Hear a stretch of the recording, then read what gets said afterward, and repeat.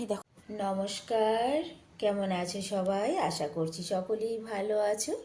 অপুর সংসারে নতুন একটি ভিডিওতে সবাইকে স্বাগত জানাই। সর্বপ্রথম অপুর সংসারটা দেখাই। এখন বাজে সকাল 9টা 14 মিনিট। বৃহস্পতিবার সকাল 9টা 14 মিনিটে আমার ঘরের অবস্থা দেখো। তবে এই মুহূর্তে ঘরে আমার ছেলেরা কেউ নেই, আমি একা আছি।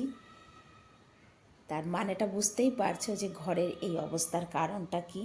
আর সত্যি কথা বলতে ওয়েদারটা না এতটাই নরম হয়ে পড়েছে, এতটাই ঠান্ডা আবার লাগছে যে সকালে কিছুতেই ঘুম থেকে উঠতে পারি না। আজও আমি লেট হয়ে গেছি, জানি না এরকম কিন্তু ছিলাম না যে ঘুম থেকে লেটে ওঠা। আমার একদম টাইম ফিক্স 5টায়, কিন্তু 5টার অ্যালার্ম বাজার সঙ্গে সঙ্গে অ্যালার্মটা বন্ধ করে দিয়ে আবার ঘুমিয়ে পড়ছি, উঠতে ইচ্ছে করছে না। যাই হোক, এইরকম থাকলে কিন্তু হবে না, নিজের রুটিনে ফিরে আসতে হবে। তো চলো, আগে যে কাজটা করব সেটা হচ্ছে, ওই লেট উঠেছি যে কারণে আমার করতে হবে। সবজি তো কেটে দিয়েছে ওর বাপি, এখানে আছে পুঁই শাক, ছাদ বাগানের পাট শাক কিনে এনেছিল, আর এই যে মৎস্যটা আমার কাটতে হবে। তো চলো, আমি ছটপট মাছ কেটে ঘরটাকে গুছিয়ে তারপর ফিরে আসছি তোমাদের কাছে। অগোছালো ঘরটাকে সম্পূর্ণভাবে গুছিয়ে সমস্ত কাজ সেরে নিয়েছি। ঘড়ির কাঁটা একদম 1টা 30-এর কাছে।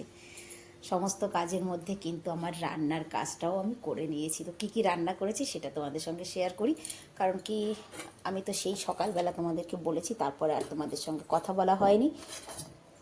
পুঁই শাক আর আলু দিয়ে করেছি, ছাদের পুঁই শাক কিন্তু। আর এখানে হচ্ছে পাট শাক আর মাছের মাথা দিয়ে রান্না হয়েছে। তবে টেনশান একটা রয়েই গেছে, সেটা হচ্ছে ছেলেদের নিয়ে।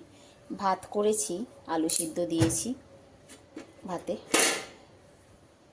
আর বড় ছেলেকে আজকে বলেছি আজ ডাল করব না, শিম আলু আর মাছ দিয়ে সবজি করেছি। আমি বললাম ভাতটা আমি মেখে দেবো, তুমি খাবে। প্রত্যেক দিন ডাল খেতে হবে না, একটু শাক সবজিও খাওয়া শেখো।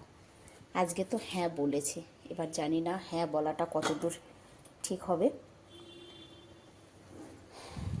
চলো, বড় ছেলে ঘরে আছে, ও ক্লাসে গিয়েছিল, চলে এসেছে।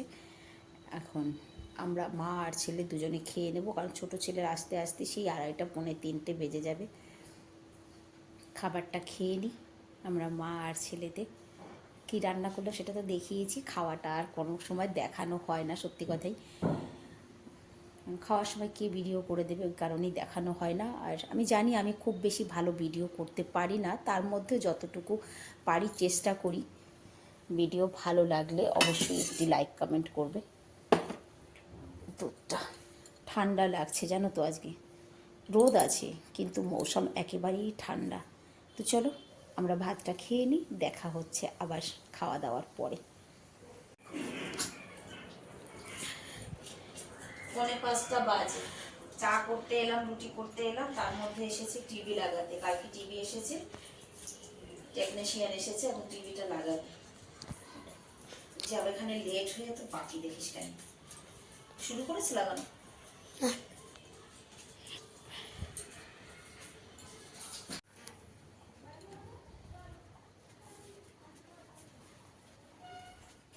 পুরোনো টিভিটাই যে খুলে রেখেছে। এটা কি করবে? এটা দেখো কোথায় লাগায়, বাপি কোথায় লাগাতে বলে। এটা কাছে কি আসবে? হ্যাঁ, ওর জন্য তো আর একটা সেটআপ বক্স আছে। এটা নিচে নিয়ে লাগাবে হয়তো।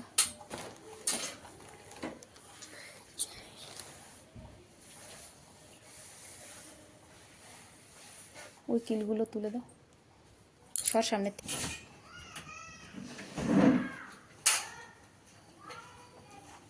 গলা শুনেছ? গলা শুনতে পাচ্ছ পুচকের?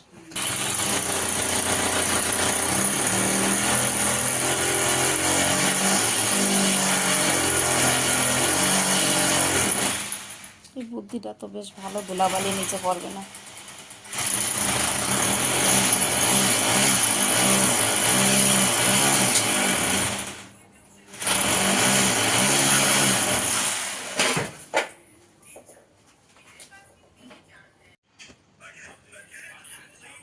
সব কিছু কত ইজি হয়ে গেছে। আগে একটা টিভি কিনলে বড় একটা টেবিলের দরকার ছিল, কোথায় টেবিল রাখবে, কোথায় টিভি রাখবে। আর এখন টিভিও বড়, টেবিলেরও প্রয়োজন নেই, শুধু দেওয়ালে কয়েকটা কিল ঠুকে ব্যাস টিভি লেগে যাবে।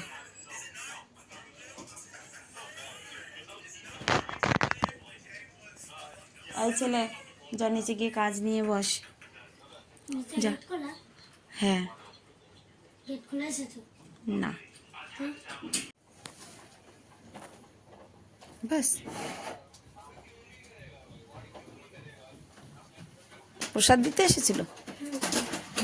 জানি তো। ও পড়বে না তো।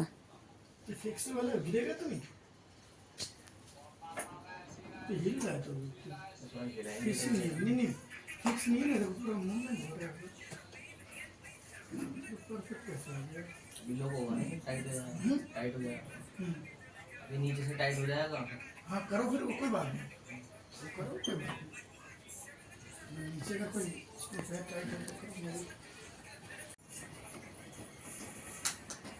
बंद करो उसको किट्टी।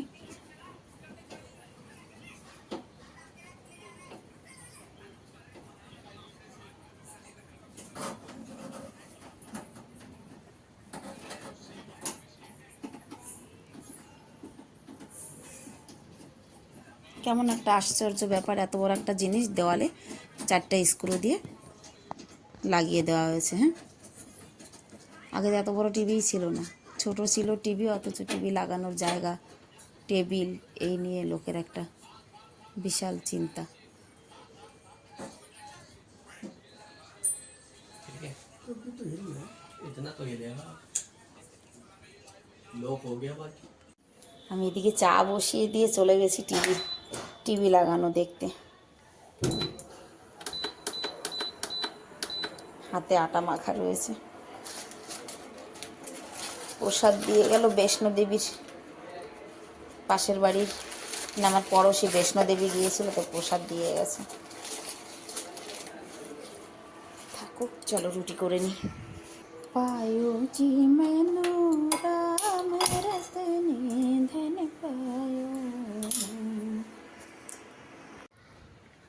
5:30 বাজে। আজ ওবেলায় জামা কাপড়টা কাচিনি, অন্যান্য কাজ করেছি, জামা কাপড় ভিজিয়ে রেখেছিলাম। তো মেশিনে জামা কাপড় দিয়ে দিই, আর এদিকে গাছপালায় জল দেবো, ছাদ ঝাড়ু দেবো, ছাদ ধোবো। আমলকি রোদে দিয়েছিলাম।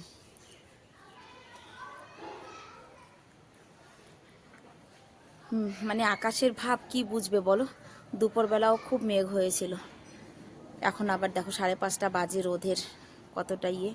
কিন্তু মেঘ আছে, মেঘ নেই তা নয়, মেঘ আছে, হয়তো দেখা গেল সন্ধ্যা হতে হতেই আবার মেঘে ঢেকে যাবে। চলো আগে মেশিনে জামা কাপড়গুলো দিই, তারপরে আবার তোমাদের ছাদ বাগানে ফিরিয়ে নিয়ে আসবো। জল চালিয়ে দিই, জলটা ভরতে থাক, ততক্ষণে আমি নেতিয়ে পড়েছে গাছ, ছাদটা ঝাড়ু দিয়ে নিই। একটা টমেটো পেকেছে, এই দেখো, বেশ ভালো বড়, তুলে নিয়ে যাই গো। সকালের অপেক্ষা আর করবো না, বলা যায় না, সকালের অপেক্ষা করলে হয়তো আর পাবোই না। ছাদটাকে আগে ঝাড়ু দেবো, আমলকিগুলো শুকিয়েছে কিনা দেখি। হ্যাঁ শুকিয়েছে, পাউডার করতে হবে।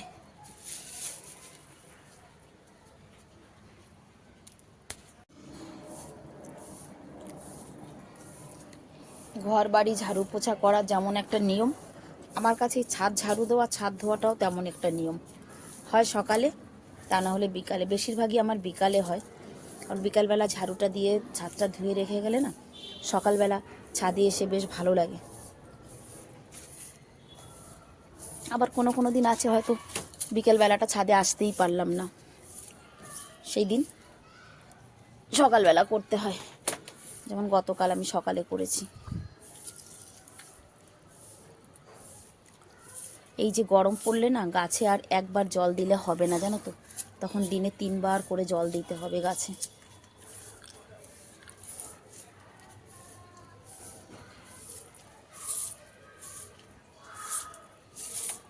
আমার লেবু গাছে পোকা হয়েছিল, পোকা মানে কি বলবো, সেই সবুজ কালারের যে পোক বলে না, আমি বুঝতে পারি যখন লেবু গাছতলায় পটি দেখি পোকার, তখনই বুঝে যাই। তখন গাছ উল্টো পাল্টা করে খুঁজতে হয় যে কোথায় হয়েছে। পেয়েছিলাম পরশুদিন, ফেলে দিয়েছি।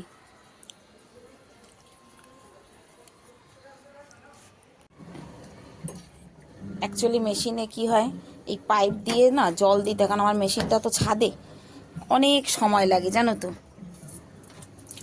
চলো মেশিন ঘুরতে থাক, গাছপালায় জল দিয়ে ছাদটা ধুয়ে নিই। আরামসে বসবো ছাদে, জামা কাপড় কাচা হবে, মেলে দিয়ে তারপরে গিয়ে সন্ধে দেবো।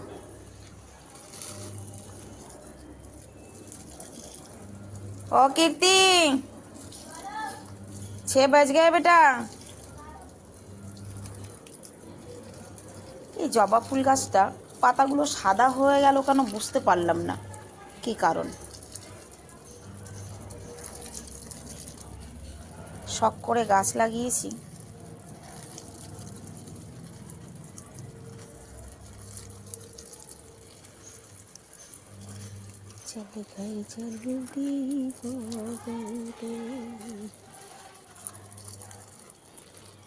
ছাদটাকে ঝাড়ু দিয়ে তারপরে ধুয়ে দিই তো মানে সুন্দর পরিষ্কার হয়। আগে ঝাড়ু দিয়ে নিই, আর তা না হলে ঝাড়ু না দিয়ে যদি জল দেওয়া হয় অনেক জলও লাগে, অনেক সময়ও লাগে জানো তো।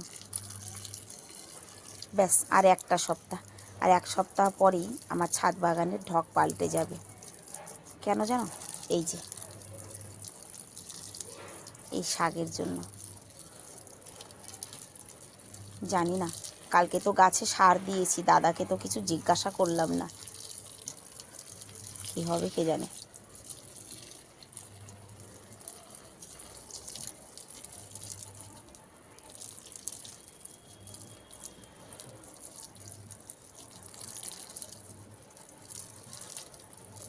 এই যে সারাদিন বাড়ির মধ্যে বন্ধ থেকে এই ছাদ বাগান টুক নিয়ে কিন্তু আমি বেশ মানে দিব্যি আমার সময় কেটে যায়।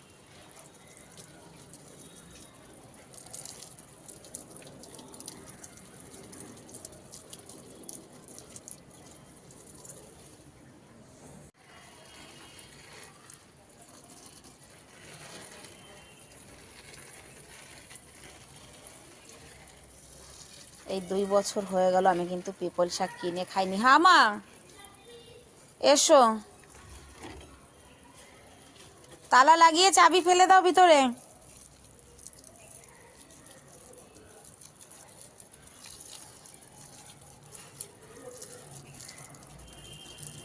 এখন নতুন করে পুঁই শাকের বীজ দিতে হবে। আর এই যে কমলি শাকের ব্যাপারটা যে এত ভালো আমার কিন্তু জানা ছিল না, সত্যি বলছি। কদিন হলো বলো তো আমি কেটেছি? 10 দিন, হ্যাঁ 10 দিন হবে, আর 9-10 দিন হয়েছে হয়তো। কিন্তু দেখো আবার মানে কেটে নিয়ে যাওয়ার মতো হয়ে গেছে। আর এটাই নতুন বীজ। ও মা 10 টাকা? আমার কাছে তো চিল্লার পয়সা নেই। এই আলমারিতে 5 টাকা রয়েছে, গিয়ে দেখ। চিল্লার পয়সা নেই বাবা, আর যদি পার্সে ঠার্সে থাকে নিয়ে যা। हाँ देख ले, हाँ ठीक है ले जा अगर मिलेगा तो। চিল্লার পয়সা ছেলেদের জন্য রাখতেই পারি না।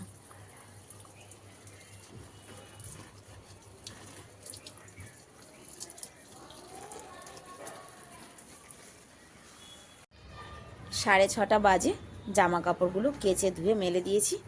চলো এবার যাই, উপরের রুমটা গোছাতে হবে। সেই যে টিভি লাগিয়ে গেছে, সব কিছু ছড়ানো ছিটানোই রয়েছে, আর আমার জামা কাপড় গোছানো হয়নি। গতকালকের পরশু সমস্ত জামা কাপড় নিয়ে রাখা রয়েছে। চলো নিচে যাই, সন্ধে দিতে এখনও 1 ঘন্টা। এই দেখো আমার ছেলে পাখা চালু করে রেখে চলে গেছে, খালি ঘরে পাখা চলছে। টিভিটা এই যে খুলে রাখা হয়েছে, ছোটোটা মানে পুরনটা। আর এই যে জামা কাপড়ের ঢিপ রয়েছে, দেখো এগুলো গুছিয়ে নিই। আর এই যে আমাদের নতুন টিভি লাগিয়েছে এখানে,